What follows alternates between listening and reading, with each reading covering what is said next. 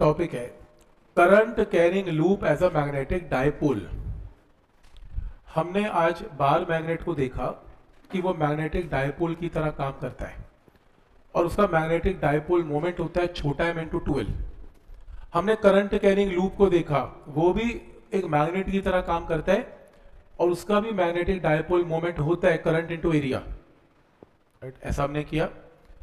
लेकिन ये टॉपिक कहता है कि ठीक है, current carrying loop acts like a magnet, समझ में आ रहा है, और उसका मैग्नेटिक डायपोल मोमेंट है, ये भी बात मुझे समझ में आ रही है, करंट इनटू एरिया समझ में आ गई। वो कहते हैं एक काम करो, आप एक एटम लो, करंट कैरिंग लूप ना लो, आप एक एटम लो। एटम के अंदर कौन घूम रहा है? इलेक्ट्रॉन घूम रहा है। घूमता हुआ इलेक्ट्रॉन करंट जनरेट करता है, जो छोटा करे, दुनिया का सबसे छोटा करे पर कुछ तो करता है। तो उस वो भी तो एक मैग्नेट की तरह काम कर रहा है, वो भी तो मैग्नेटिक फील्ड प्रोड्यूस करेगा। तो तुम उसका मैग्नेटिक डायपोल मोमेंट निकालो। तो मैं रिपीट कर रहा हूं, करंट कैरिंग लूप अगर करंट लूप में घूमता है तो उसका कैपिटल एम होता है, कितना होता है? Current into area. ठीक है। तो अगर इलेक्ट्रॉन घूमता है उसका कैपिटल एम क्या होगा, ये बताओ। मैंने कहा ये इलेक्ट्रॉन तेरे दिमाग में कैसे आ गया? वो कहते जब वायर में करंट घूम रहा है ना, तो अंदर क्या घूम रहे हैं? इलेक्ट्रॉन्स ही तो घूम रहे हैं, और इलेक्ट्रॉन्स तो एटम के अंदर भी घूम रहे हैं। तो वायर में पड़ा इलेक्ट्रॉन जब घूमता है तो वो अगर कैपिटल एम जनरेट कर सकता है, तो एटम में घूमता हुआ इलेक्ट्रॉन भी तो कैपिटल एम जनरेट कर सकता है। वो कहता है एटम में घूमता हुआ जो इलेक्ट्रॉन है वो कितना कैपिटल एम जनरेट करेगा, ये बताओ। तो समझ में आ रहा है यहां तक क्या टॉपिक है? तो टॉपिक का नाम क्या है, क्या निकालना है? करंट कैरिंग लूप है, क्या है इसमें? एज अ मैग्नेटिक डायपोल, ये हम ऑलरेडी कर चुके हैं। करंट कैरिंग लूप है और फिर इलेक्ट्रॉन है, दो चीजें चलेंगी। Case number 1, current carrying loop. ये बताओ, करंट कैरिंग लूप अगर डायपोल की तरह काम करता है तो उसका डायपोल मोमेंट क्या होता है? Current into area. हमने कर लिया करंट इनटू एरिया। लेकिन अगला टॉपिक क्या लिखा उसने? Magnetic dipole moment of a revolving electron. तो अगर इलेक्ट्रॉन एटम में घूमता है तो उसका कैपिटल एम क्या होगा, ये बताओ। तो डिफरेंस समझ में आ रहा है? तो अगर करंट घूमता है लूप में तो कैपिटल एम हमें पता है, पर इलेक्ट्रॉन अगर एटम में घूमता है तो उसका भी तो कैपिटल एम होगा, वो बताओ। मान लो एक एटम है, एटम के अंदर इलेक्ट्रॉन घूम रहा है, इलेक्ट्रॉन वी वेलोसिटी से घूम रहा है। यहां प्लस कर लो, न्यूक्लियस जो है, इलेक्ट्रॉन माइनस नहीं है तो प्लस है, तो इसके न्यूक्लियस के आसपास घूम रहे हैं विद वेलोसिटी ऑफ वी घूम रहे हैं। मास इलेक्ट्रॉन का एम है। मेरे को तो एक ही फॉर्मूला आता है, जब भी कोई इलेक्ट्रॉन या करंट घूमे तो कैपिटल एम का फॉर्मूला क्या करवाया था, बोलो? Current into area. क्योंकि अपने को तो दो ही फॉर्मूले आते हैं, या तो बाहर मैग्नेट का आता है या करंट कैरिंग लूप का आता है। तो मैंने इलेक्ट्रॉन को ऐसे मान लिया जैसे करंट कैरिंग लूप में करंट घूम रहा है। तो कैपिटल एम का फॉर्मूला बोलो, current into area. Electron current कितना पैदा करता है? Charge upon time. इलेक्ट्रॉन का चार्ज क्या है? ई। एक चक्कर का टाइम क्या है? Capital T. एक चक्कर का टाइम कैसे निकलेगा? Distance by speed. डिस्टेंस एक चक्कर का कितना है? 2πr, और स्पीड कितनी है? v। इस टाइम को उठा के इसके डिनोमिनेटर में पुट कर दिया, ये रहा 2πr/v। रेसिप्रोकल लिया तो मेरे पास क्या आ गया? करंट की वैल्यू आ गई। करंट समझ में आया कैसे आया? करंट है चार्ज बाय टाइम, टाइम है डिस्टेंस बाय स्पीड। इस टाइम को नीचे पुट कर दें तो ये टर्म आ गई, रेसिप्रोकल से करंट आ गया। आंसर आ गया। कैपिटल एम क्या होता है? Current into area. Circular loop में इलेक्ट्रॉन घूम रहा है, उसका एरिया क्या है? Pi square. करंट हम निकाल चुके हैं, इसको पाई स्क्वायर से मल्टीप्लाई कर दिया, आर से आर कट गया, पाई से पाई कट गया।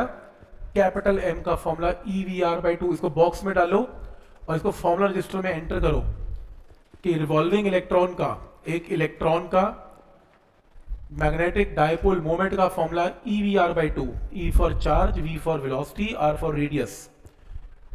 CBSE में तो ये पेपर में भी आया हुआ है कि प्रूफ करो एक इलेक्ट्रॉन जब रिवॉल्व करता है किसी भी एटम के आसपास, उसका मैग्नेटिक डायपोल मोमेंट प्रूफ करो, EVR/2 है, तो ये आ जाएगा।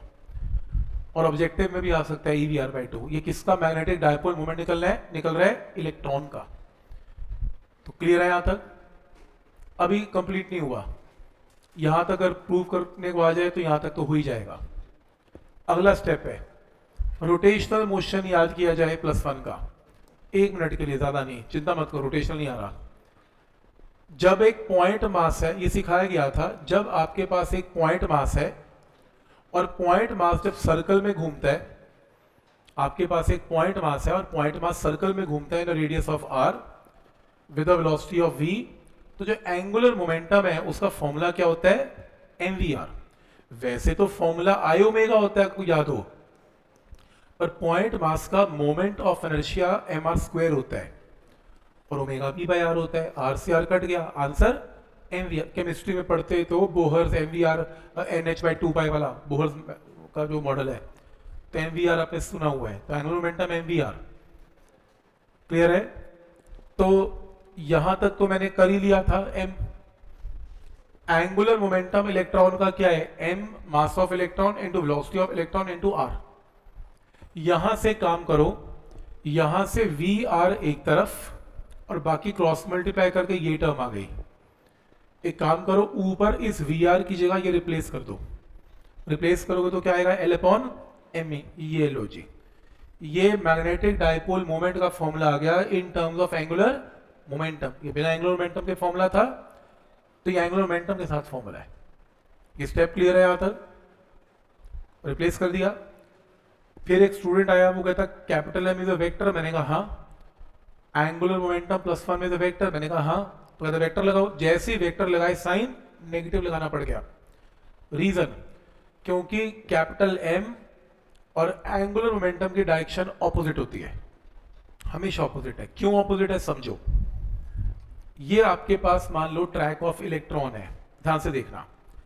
मान लो आपका इलेक्ट्रॉन ऐसे जा रहा है, ठीक है, तो इसका करंट कैसे जाएगा, इसके ऑपोजिट। क्योंकि इलेक्ट्रॉन अगर ऐसे जा रहा है एंटी क्लॉकवाइज, तो करंट तो क्लॉकवाइज जाएगा। और अगर करंट क्लॉकवाइज जाएगा, मेरे 4 फिंगर क्लॉकवाइज जाएंगी, तो कैपिटल M कहाँ आएगा, नीचे। क्योंकि कैपिटल M कैलकुलेट करने का तरीका ये था। तो मैंने क्या बोला, इलेक्ट्रॉन अगर एंटी क्लॉकवाइज जा रहा है तो करंट क्लॉकवाइज आ रहा है, और अगर करंट क्लॉकवाइज आ रहा है, 4 फिंगर क्लॉकवाइज आ रही है, तो कैपिटल M नीचे जा रहा है। तो कैपिटल M कहाँ है, नीचे। मैं रिपीट करता हूं, इलेक्ट्रॉन कहां जा रहा है, ऐसे जा रहा है। इलेक्ट्रॉन का v वेक्टर कहां जा रहा है, इस तरफ। तो इलेक्ट्रॉन कैसे घूम रहे हैं, एंटी क्लॉकवाइज।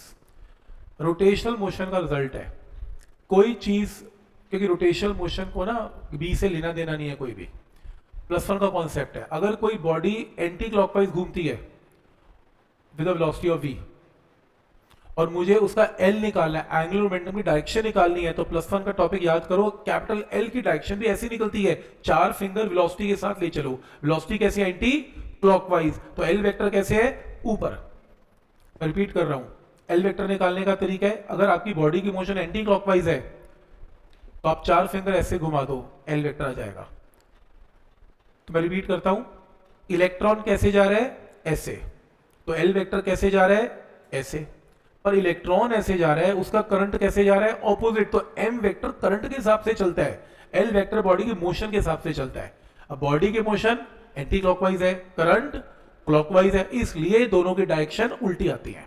रूल तो दोनों में सेम लगता है, तो इसलिए साइन क्या लगता है, नेगेटिव।